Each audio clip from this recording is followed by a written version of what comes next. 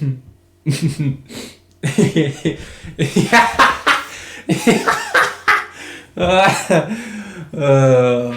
wondering what I'm laughing about? I'm laughing about this. Now, if you don't know what happened, there was an exchange between the United States and Russia. Now, what happened is Brittany Griner was a WNBA star, two-time defensive player. She was broke and she didn't know how to smoke her joints, so she decided to play the off-season off in Russia. You know what I'm saying? And keep in mind, it's not her first time, as she has a team that she usually plays with in the off-season in Russia. Now, this time, what happened is the Russian government caught her having some cannabis oils or something like this, and she was caught. After that, she was sentenced to prison for 9 years. It didn't happen. She was exchanged with a Russian prisoner that is nicknamed the Merchant of Death. Now, the Merchant of Death was exchanged with Brittany Griner, sent back to Russia. Now, if you don't know who this dude is, Victor Boot, in my eyes, is one of the most dangerous men on the face of the earth. On the face of the earth. Without a doubt. Mike Braun, the former chief of operations for the U.S. Drug Enforcement Administration, told us Boot first exploded on the scene in war-torn West Africa in the late 1980s. Elevating bloody conflicts from machetes and single-shot rifles to AK-47s, not by the thousands, but by the tens of thousands. So he weaponized the civil war in Africa. He transformed these young adolescent warriors into insidious, mindless, maniacally driven killing machines that operated with assembly line efficiencies. Now 43, Boot from the Soviet Republic of Tajikistan is a mystery man who reportedly served in the Soviet Air Force and Intelligence Service. The U.S. has indicted him on 4 terror-related charges, including conspiracy to kill Americans. What makes him a threat to the United States? He is a shadow facilitator. He's arming not only designated terrorist groups, insurgent groups, but he's also arming very powerful drug trafficking cartels around the globe.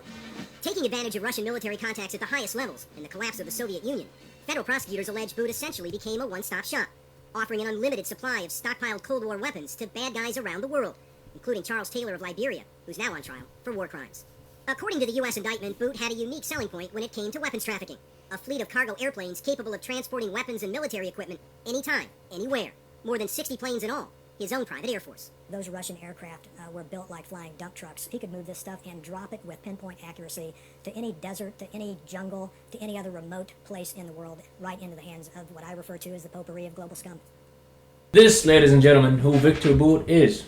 The U.S. exchanged Victor Boot, one of the Makarov in real life. Ira Makarov from Modern Warfare 3, Modern Warfare 2. Yeah, we exchanged this dude with WNBA female basketball player that nobody even watches her, and that deliberately said that she hated the United States. Now, say what you want, but this is the greatest WNBA deal of all time, bro. We've never seen a better draft pick than this one, not even in the NBA. Did y'all hear what happened?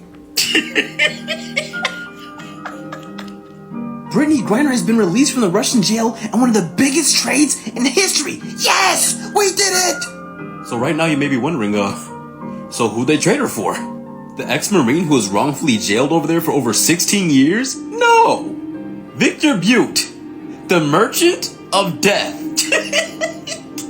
That's literally his name. The Merchant of Death. It literally sounds like a Resident Evil character type of name. Like, this guy literally looks like he'd be an Iron Man villain. Like, he stole one of Iron Man's arc reactors and started making all types of, like, energy weapons to start selling to, like, to warlords and crap. He literally looks like one of these type of guys. They traded the Merchant of Death for a basketball player.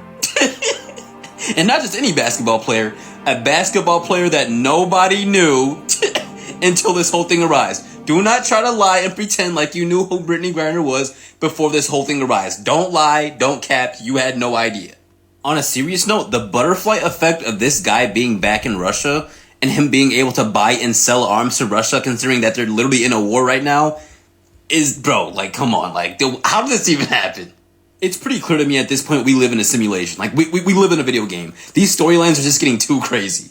This woman, nobody knew about her. To be honest with you, I knew about her when she said she could beat DeMarcus Cousins. That's the only time I ever heard about her name. And then I remembered when she was like hitting everywhere in the media saying that there was a female basketball player that got sent to prison in Russia for cannabis abuse or whatever you want to call it.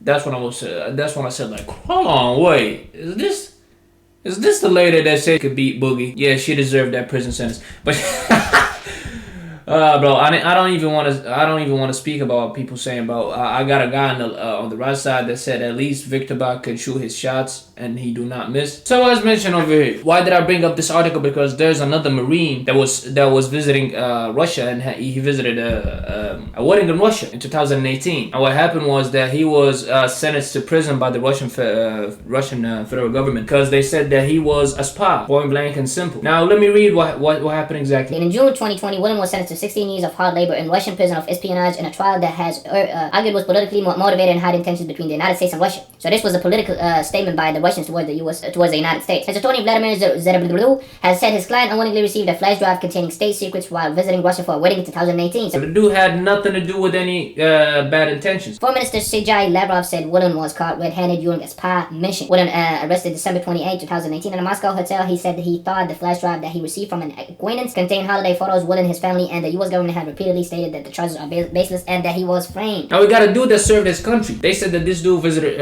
Iraq multiple times. He tried to be protective of the United States, but when he was sent to Russia and there's no reason of him being sent to prison. And there's another girl that violated the terms of the country of Russia with having some cannabis oils or whatever you want to call them. She got sent back home because the media pushed the United States government and the agenda to release her and to negotiate with Russians, and they did. But the guy that used to be protecting his country, as the U.S. government says, and the guy that actually was innocent and didn't do nothing, is still in prison, rotting in prison, and probably he's gonna be staying in prison for 3 or 4 or 5 more years for the U.S. Maybe Trump, when he arrives to the office, he can free him.